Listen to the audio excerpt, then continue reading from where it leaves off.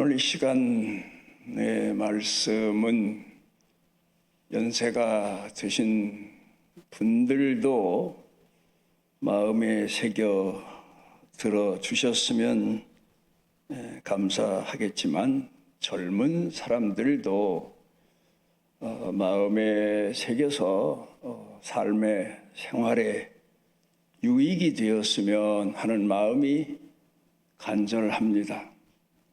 사도행전 21장에 보게 되면 사도 바울이 빌립 집사 가정을 방문합니다. 그런데 거기에 빌립 집사님의 딸 중에 한 사람이 예언의 은사를 받은 겁니다. 그런데 이 집사님 딸이 사도 바울을 보더니 그 사도 바울이 두르고 다니던 허리띠죠. 그 허리띠를 끌어가지고 자기 몸을 얽어맵니다. 그리고 예언하기를 하나님께서 이 허리띠의 주인이 앞으로 이렇게 결박을 당하는 환난을 당하게 되리라, 그런 예언을 합니다. 그런데 그때에 사도 바울의 마음은 어떤 마음이었나 하면은 예루살렘에 올라가고자 하는 마음을 가지고 있었습니다. 그러니까 예루살렘에 올라가면 사도 바울이 이렇게 결박을 당하고 고난을 당하게 되리라, 그런 예언입니다. 그 예언의 말을 하자마자 그 주변 사람들이 이제 사도 바울에게 아마도 권고를 했거나 조언을 했거나 예루살렘에 올라가시면 이런 고난을 당한다는데 가지 마십시오.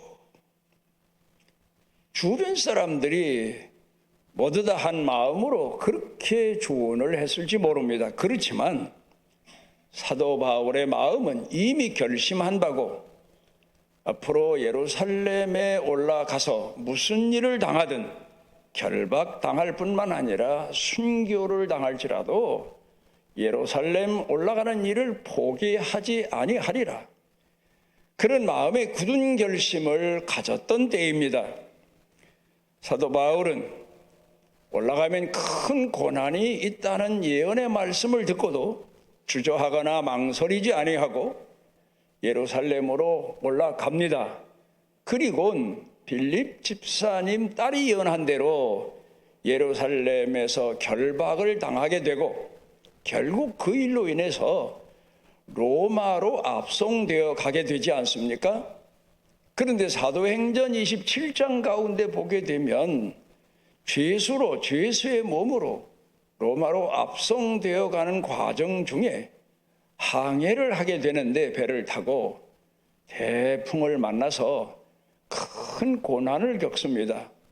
그런데 하나님이 그 사도 바울을 위로하셔서 깨닫고 가르쳐 주시기를 그 배가 항해하는 도중에 모든 사람들의 짐은 다 손해를 볼지라도 사람의 생명은 하나도 해함을 받지 아니하리라, 그렇게 성령께서 말씀하셔서 그 사실을 배 타고 가는 사람들에게 일러주게 되었고, 그로 인해서 그 배 타고 가는 사람들에게 복음을 전할 수 있는 계기가 되었습니다. 여러분은 마음에 결심하고 계획한 바가 있는데 만약 그 일을 진행함으로 큰 고난을 당한다, 결박을 당한다, 어쩌면 순교 당할지도 모른다, 그런 예언이나 그런 확신할 수 있는 이야기를 들었을 때 어떤 마음의 태도를 가지고 그 다가오는 앞날을 사시겠습니까? 제가 창세기 25장을 좋아하는 것은 거기에 사도 바울이 죄송합니다. 야곱이 바단 아람으로 가다가 광야에서 벽에 잠들었다가 거기서 꿈에 하나님을 만나지 않습니까? 그리고는 그냥 도망가던 사람이 하나님을 그 꿈의 만남으로 인해서 이상적인 꿈을 가슴에 안게 됩니다. 자기 미래에 대한 큰 꿈을 더 갖게 됩니다.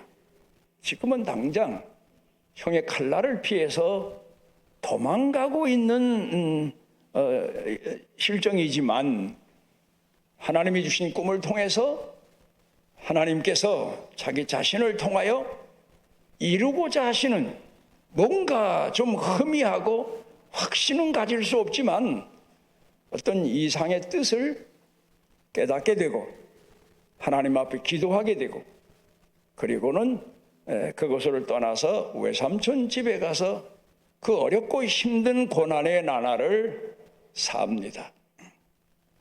오늘은 어쩌면 제가 지나온 6년의 과정을 여러분들에게 잠시 말씀드리고 나를 향하신 하나님의 뜻이 무엇인가를 제 자신이 근간에 헤아리고 있다는 사실을 말씀드리고 싶습니다. 이스라엘 사람들의 사는 삶의 과정을 놓고 보면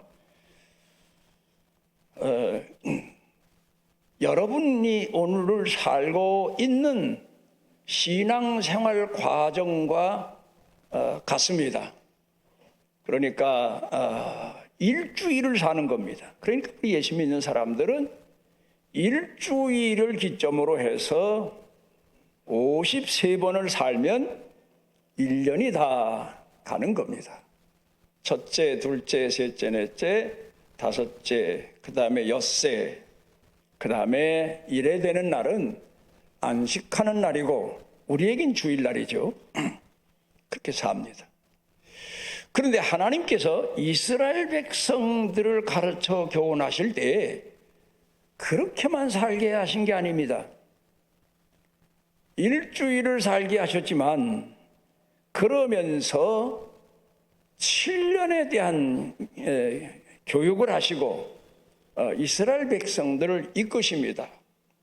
그리고 그 7년이 7번 되었을 때에 신년이라고 하는 놀라운 이제 그런 절기를 이스라엘 백성들에게 주시지 않습니까?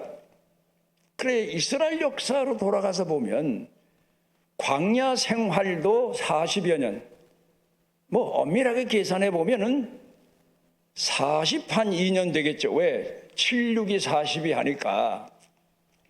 어떻든 한 40여 년 동안 그 광야에서 연단의 삶을 살다가 이제 마지막 단계에 그 이스라엘 백성들이 요단강을 건너서 가나안 땅, 약속의 땅을 정복하게 됩니다. 제가 이런 모든 것을 돌이켜보면서 제 자신이 지금까지 살아온 삶에 대해 근간엔 여러 가지로 결산해 보고 있습니다. 그러니까 제가 목회자로 천산중앙교회에서 산 생애가 40년, 41년. 그 이후로 지나온 세월이 6년입니다. 그러면 이제 2024년은 7년째 되는 해입니다.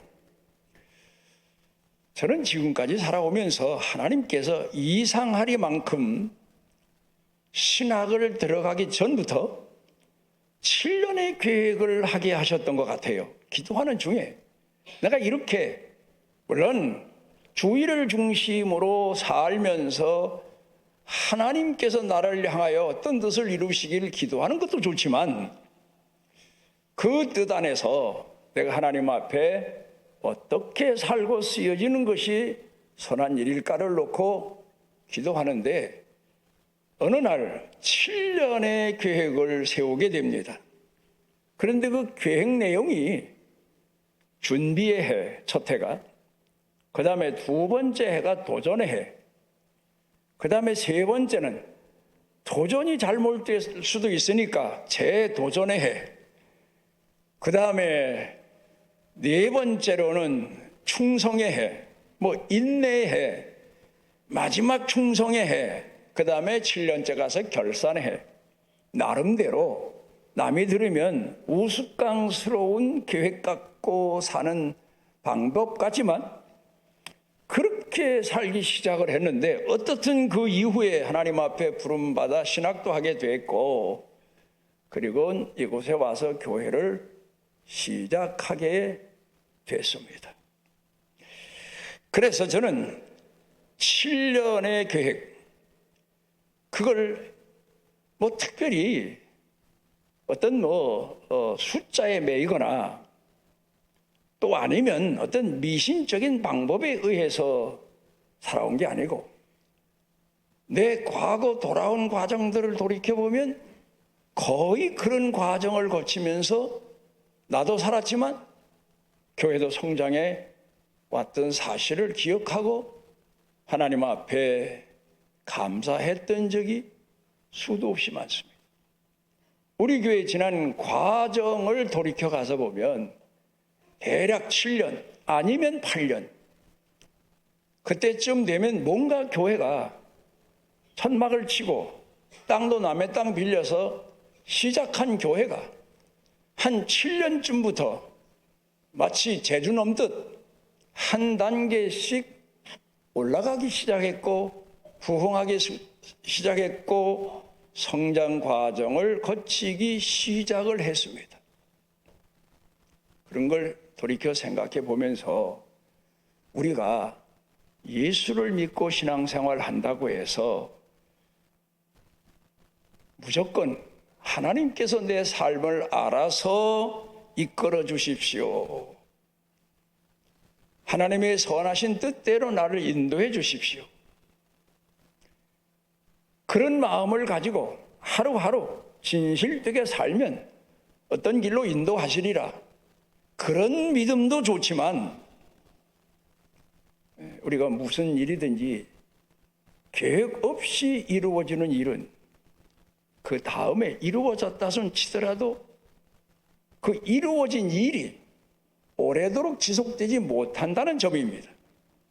여러분 아시는 대로 어쩌다 보니까 사업을 해서 성공을 했다.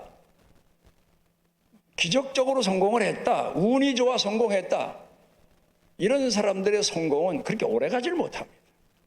단계를 거치면서 시련, 역경, 고난을 거치면서 절망도 했다가 다시 일어났다가 그런 과정을 거치면서 살아온 사람이 성공했을 경우 그 다음 단계에 자기가 무엇을 해야 될 것인가를 벌써 이미 깨닫고 있고 준비하고 있고 그러면서 살아가서 자기가 성공한 사업이든지 자기 생을 더 성장하게 할 수 있는 그런 주인공이 되는 것을 우리가 많이 봅니다.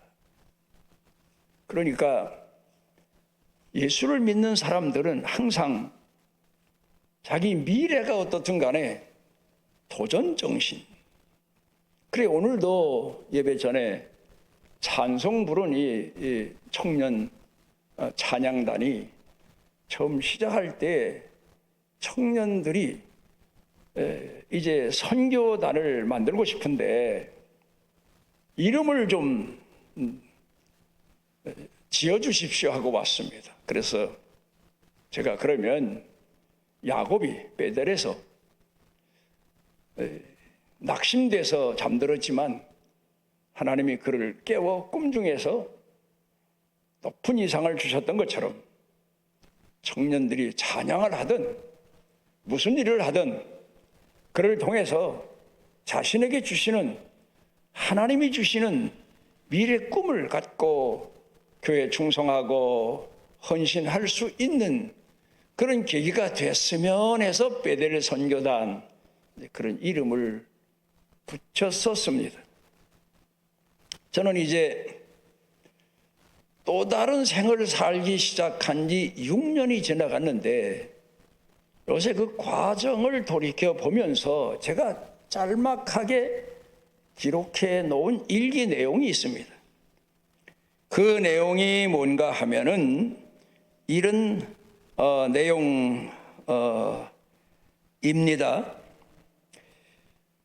거기에 제가 기록한 내용이 배에 짐을 가득 싣고 항해를 나서다가 대풍을 만나 싸우다 보니 그것이 바로 나를 인도하시는 순풍인 걸 작은 항구에 머물며 배를 수리하고 출항을 기다린다. 이게 제 6년 결산의 신앙 고백입니다. 실패도 괜찮아요. 계획을 가지고 살아가다 보면 그 계획이 반드시 성공한다는 보장은 없습니다. 그렇지만 우리 신앙인은 항상 마치 용광로에 뜨거운 천도 그 이상의 쇳물을 붓듯이 우리 가슴 속에 하나님이 부어주신 이 사명의 뜨거움은 비록 항아리가 깨질지라도 부어놓으신 불꽃은 아직도 타고 있습니다. 그게 하나님 앞에 제가 기도드린 내용입니다. 언제까지? 마지막까지입니다. 마태복음 11장에 보면 천국은 세례 요한 때부터 침노를 당한다. 그렇게 예수님 말씀하셨습니다. 왜 그런 말씀을 하셨겠습니까? 천국 갈 수 있는 사람이 하나도 없어요. 다 죄인이에요. 심판받아 마땅해요. 아무리 세상에 태어나서 나는 죄지지 않고 살았다고 해도 그 사람은 근본적인 원죄가 있고 자본죄가 있고 하나님 앞에 설 수 없는 죄인입니다. 심판받아 마땅합니다. 그런 죄인이 하나님 나라를 가기 위해서는 알아서 하시겠지. 이런 태평스러운 마음 가지고 산다는 것은 이미 자기 마음 가운데 달란트를 잃어버린 거고 하나님이 주신 성령의 기름을 상실한 사람의 태도입니다. 항상 불을 밝혀야 되고 항상 가슴이 불타야 되고 이게 바로 우리 신앙인들이 가지고 사는 오늘의 모습이어야 됩니다. 그래서 저는 사실 6년을 결산해 보면서 부서질 대로 부서지고 대풍을 만나서 내 삶은 그렇게 됐습니다. 그러나 내 가슴 속에 불은 꺼지지 않고 있습니다. 그래 하나님 앞에 작정 기도를 합니다. 전에도 목회하면서도 제가 교회 일이 있을 때마다 개인적인 일이 있을 때마다 철야도 하고 금식도 하고 그러면서 지냈지만 이번에는 하나님 앞에 내 개인 가정사를 놓고 기도를 시작했는데 3일을 기도해도 응답이 없습니다. 그래서 그 다음 주에 또다시 3일을 기도해도 응답이 없습니다. 그 다음에 또다시 3일을 작정 기도를 또 합니다. 또 응답이 없습니다. 그렇게 5번째 가서 마지막 날, 금식 마지막 날 기도를 마쳤는데 성령께서 이렇게 응답하시는구나.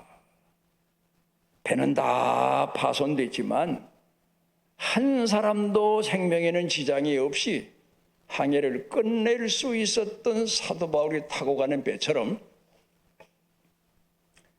하나님께서 이렇게 나를 가르쳐 주시고 깨닫게 하시고 은혜 베푸시는구나. 그걸 깨달았습니다. 그걸 감사합니다.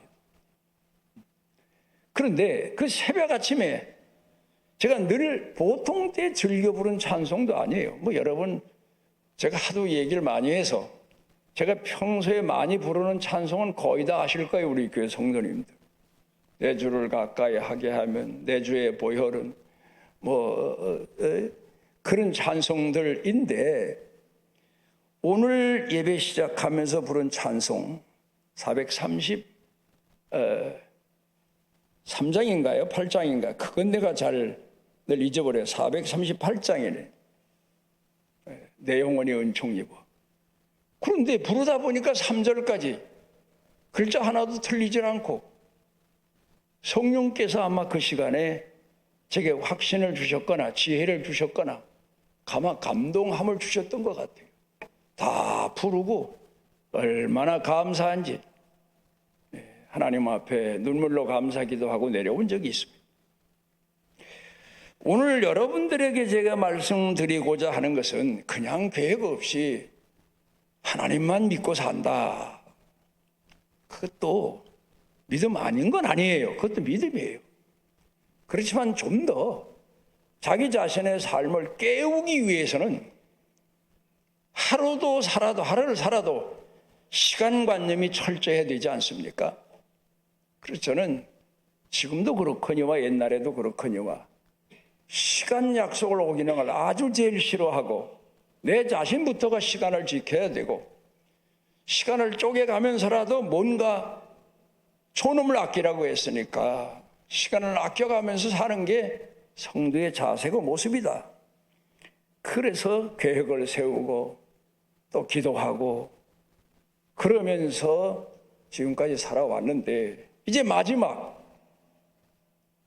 이제는 앞으로 마지막 천국 문을 들어서야 되는데 우두커니 앉아서 내 영혼을 하나님께서 데려가시겠지. 세상에 취해서 자기 등에 기름이 얼마나 있는지 확인도 안 해보고 놀고 즐기고 인생 사는 게 뭐냐? 꽃길만 걷자. 예수 믿는 사람은 그런 허튼 소리 하면 안 됩니다. 마지막 순간까지 마라톤 뛰는 사람들이 운동 경기 선수들이 마지막 발걸음을 라인을 밟고 나서야 쓰러져도 되고 그렇잖아요. 그렇게 달려가는 것처럼 여러분 예수 그렇게 믿어야 됩니다. 그렇지 않으면 마지막 간 다음에 장례 집례하러 가보면 참 속이 쓰리고 아플 때가 한두 번이 아니에요. 그런데 어떤 때에는 하나님이 이분을 이렇게 구원하셨구나. 물론 내가 목사인 제가 그분의 생을 판단할 수도 없고 심판할 수도 없고 분별을 할 수도 없지만 지켜보는 나로서는 그런 마음을 가질 때가 참으로 많습니다. 이제 제가 그런 방법으로 살아왔기 때문에 지금도 물론 제가 하나님 앞에 기도하는 바 내용은 목회할 때처럼 교회를 이끌고 가는 능력은 아닙니다. 그러니까 제가 하나님 앞에 기도하기를 부스러기 은혜라도 주십시오. 무엇이든지 제가 하나님 앞에 쓰여질 수 있도록 써주십시오. 그런 마음을 가지고 기도합니다. 마지막까지 하나님 앞에 쓰임받다 가는 게 저뿐이겠습니까? 아마 여러분 모두에게도 다 간절한 소원일 겁니다. 꿈에도 소원일 겁니다. 그런데 그게 소원만 가지고 됩니까? 실천을 해야죠. 그래서 저는 처음에 개척할 때에 아무것도 가진 게 없는데 또 우리 교회 나오는 젊은이들도 그때 당시 젊은이들 나오고 뭐 중년 되는 분도 몇 분 나오기 시작했고 그랬습니다만은 다 고향 떠나서 여기 공장이 근반에 많으니까 일자리 얻어서 올라온 사람들이에요. 자기 살기도 힘들고 어려운데 그분들이 어떻게 마음은 있지만 교회를 충성스럽게 천막친 땅도 없는 교회를 섬길 수 있겠습니까? 그런데 하나님께서 제게 성령께서 주신 지혜죠. 은행에 가면 구좌라는 게 있어요. 은행 구좌. 내가 100만 원이 필요한데 이 돈을 모으기 위해서는 매달 3년이면 3년에 해당되는 매달 금액을 은행 가서 저축하지 않습니까?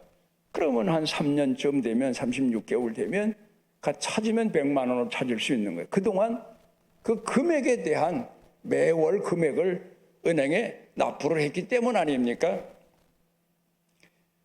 그래서 교회도 이렇게 하는 수밖에 없다. 젊은이들이, 돈도 없는 사람들이 어떻게 교회 헌금할 수 있나? 그런데 한 가지는 지금은 못해도 작은 돈을 모으면 2, 3년 가고 그 다음에 3년 넘어서 또 6년 가면 반드시 무엇인가 할 수 있는 계기가 된다. 그런 계획하에서 처음에는 구자헌금이라고 해서 통장을 만들어서 젊은이들에게 나눴고 성도들에게 나눠주었고, 그러다가 어느 시점쯤 와서 마태복음 17장 가운데 보면 예수님께서 성전세를 내신 내용이 나옵니다. 그걸 보면서 아하, 성전 헌금이라고 바꾸면 되겠구나. 유대인들은 지금도요, 그 성전세를 계속해서 모으고 있다고 그래요. 그래서 유대인들은 지금 모아진 돈을 가지고 성전을 건축할 경우 솔로몬 성전 이상의 성전을 건축할 수 있는 준비를 하고 있다. 그런 얘기를 듣기도 했습니다. 그리고 우리 교회가 그렇게 해서 성장해 왔습니다. 그러니까 오늘 제가 기준은 세웠었어요. 당시에 기준이 뭐냐 하면 성전 헌금 10만 원 단위입니다. 선교 헌금 10만 원 단위입니다. 복지 헌금 10만 원 단위입니다. 그러나 그렇게 헌금하기가 어려운 분들이 많으니까 5만 원도 하십시오. 그것도 안 되면 3만 원이라도 하십시오. 그것도 안 되면 1만 원이라도 하십시오. 그러면 1만 원씩 성전 헌금을 10사람이 하면 10만 원 되는 거고, 그분들이 1년을 헌금하면 120만 원 되는 거고, 이자 붙으면 더 되는 거고, 이런 방법으로 교회 성도들을 권고해서 다 따라와 줬습니다. 그래서 그렇게 따라와 준 분들은 교회 일꾼으로 다 세웠어요. 그래서 그 당시에 사람들이 나한테 비난인지 아니면 들으라고 하는 얘기인지 좋아서 한 얘기인지, 우리 교회는 권사 아닌 사람 없고요, 우리 교회는 장로 안 될 사람 없대요. 누군가 와서 그러더라고. 그래서 속으로 아니다, 그래도 세워놓으면 사람 된다. 세워놓으면 돼요. 옛날에 아이고 저걸 장가 보내고 시집 보내면 어떻게 사나? 가서 잘 살아요. 부모가 보는 거 하고, 자식들을 시집 보내면 가서 잘 살고, 장가 보내면 가장으로서 책임 다하고. 물론 그렇게 해서 실패된 사람도 없잖아. 있어요.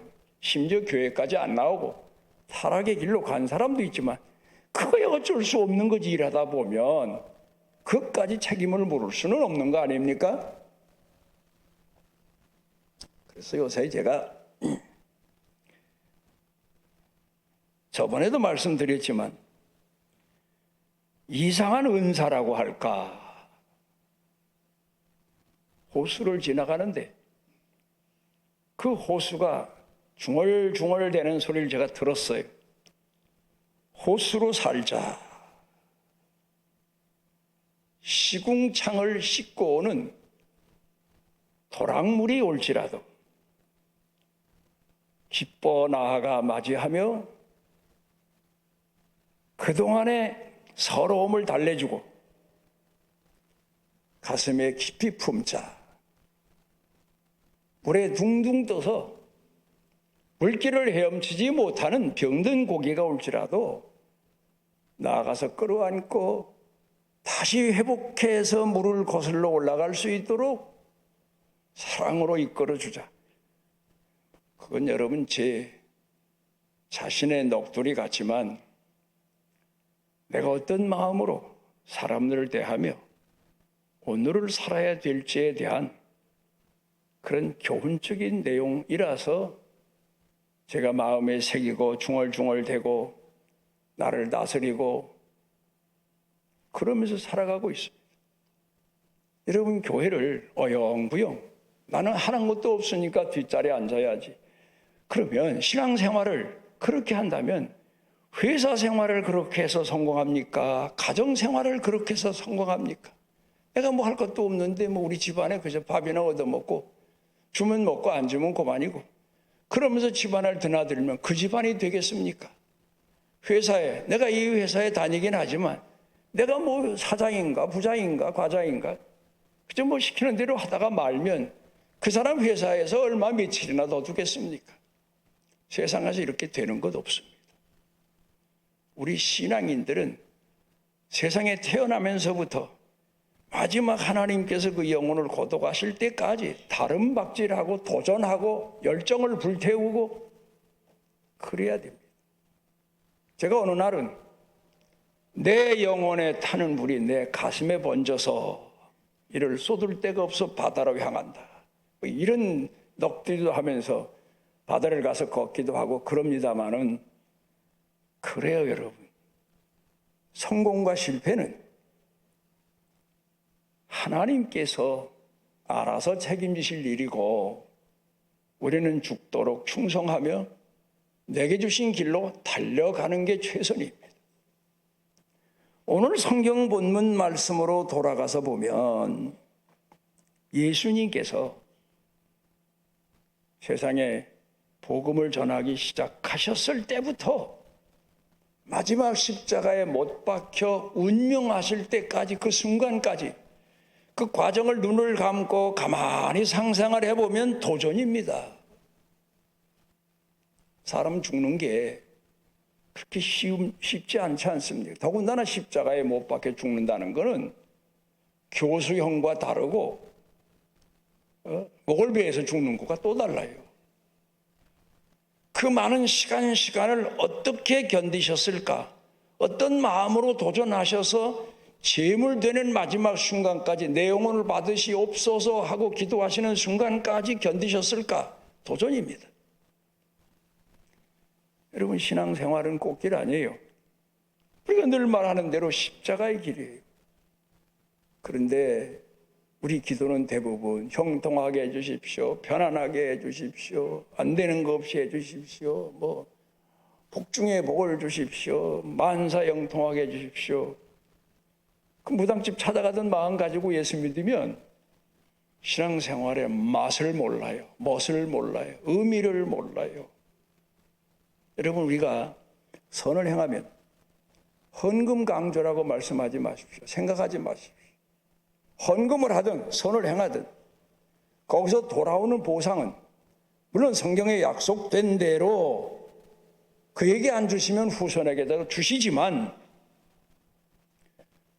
당장 헌금하는 그 자신, 남을 돕는 그 자신 마음 가운데 얼마나 큰 힘을 얻습니까? 여러분, 헌금하면서 성도들에게서 자기가 그 돈을 움켜쥐고 사는 것보다 하나님 앞에 11조를 드리고 나서 얻는 마음 가운데 용기, 믿음, 사랑 얼마나 뜨겁습니까?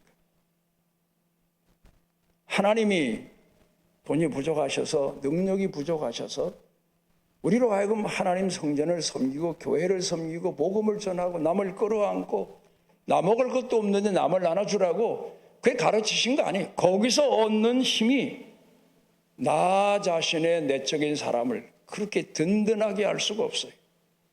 여러분, 외적인 문제입니까? 아니에요. 오늘을 살면서 보면요, 우리 주변에 세상적으로는 아무 걱정 없을 듯한 사람들 많아요. 그런데 그 속 내망을 들여다보면 이건 뭐 허풍선의 인생을 살아요. 의미도 없고 감동도 없고 감격도 없고 그러니까 돈만 의지할 수밖에 없고 그게 다인 줄 알고 그 이상의 세계는 상상도 못하고 그런데 여러분들이 하나님 앞에 서든 교회에서든 여러분 생활 터전에 돌아가서든 사력을 다해서 살아보십시오. 피곤하고 지칠 때도 있지만 거기서 받는 위로가 있고 거기서 하나님께서 우리에게 주시는 깨우침이 있고 거기서 하나님이 우리에게 주시는 마지막 솟구치는 힘이 있습니다. 그걸 여러분들이 충성한 사람 아니면 그런 맛을 모릅니다. 마지막까지 가보지 않은 사람은 그런 멋도 모릅니다. 그런 체험도 없습니다. 그래서 예수님께서 너희도 앞으로 나가는 길을 갈 텐데 여기 딱 한마디 하시지 않습니까? 두려워하지 말아라. 주저하지 말아라. 머뭇거지 말아라. 뒤로 돌아가지 말아라. 나아가라. 죽으면 천당 가는 거고 구원에 이르는 거고 살면 또 다른 길에 나가서 충성하게 되는 거고 하나님 앞에 인정받고 내 자신이 내 가슴 속의 믿음의 용기가 솟구치게 되고 불타게 될 거고 여러분 뭐 사람 죽음을 놓고 왜 사냐 뭐 그걸 가지고 사망이다 뭐 그렇게 진단을 한다고 합니다만 글쎄 우리 예수 믿는 사람들 우리 천산중앙교회 성도님들은 의사분이 뇌삽니다 해도 가슴에서는 사명의 불이 불타는 그런 성도로 오늘을 살아가셨으면 좋겠습니다. 기도하십니다. 우리를 오늘도 이전에 모아주신 은혜를 감사드립니다. 사랑하는 자녀들 영육을 강건하게 하옵시고 내적인 사람은 삶은 지치고 피곤하고 어렵고 가난에 쪼들릴지라도 비굴하지 않고 당당하고 하나님의 사람으로서 뜨거운 열망을 가지고 나아가서 홍해바다도 가를 수 있고 사막의 땅에서도 여호와의 이름을 부르며 달려갈 수 있는 큰 믿음의 은총을 더해 주셔서 우리 천산중앙교회가 앞으로 단계적으로 세상을 향해서 만방의 복음을 전하는 사명을 다하게 하옵시고 충성된 종들마다 하나님께서 구별하셔서 자손 대대 이루기까지 높이 들어 사용하시는 축복의 은혜를 더하시옵소서. 예수님 이름으로 기도드리옵나이다.